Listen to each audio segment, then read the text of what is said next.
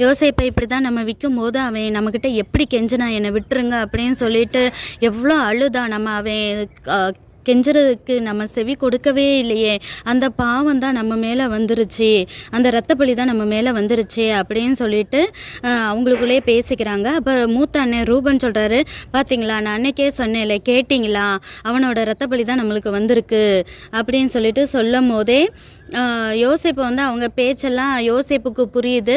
ஆனால் யோசேப்பு வேறு லாங்குவேஜில் பேசினதுனால அந்த அண்ணன்மாரெல்லாம் நினச்சிக்கிட்டாங்க நம்ம பேசுகிறது யோசேப்புக்கு புரியாதுன்னு நினச்சி அவர் முன்னாடியே இப்படி எல்லாரும் பேசிக்கிட்டே இருக்கிறாங்க. பார்த்தீங்களா, இன்றைக்கி ஒரு கஷ்டம் வந்தோன்னா அவங்களுக்கு யோசேப்புக்கு 22 வருஷத்துக்கு முன்னாடி செஞ்ச பாவத்தோட விளைவுனால தான் நம்ம இப்படி கஷ்டப்படுறோமோ அப்படின்னு சொல்லிட்டு சகோதரர்களுக்குள்ள பயம் வந்துருச்சு. இதே போல் தான் நம்ம ஒரு பாவமோ ஒரு துரோகமோ இன்றைக்கி செஞ்சுட்டு நம்ம ரொம்ப சந்தோஷமாக இருக்கிறது போல் ஃபீல் பண்ணலாம்.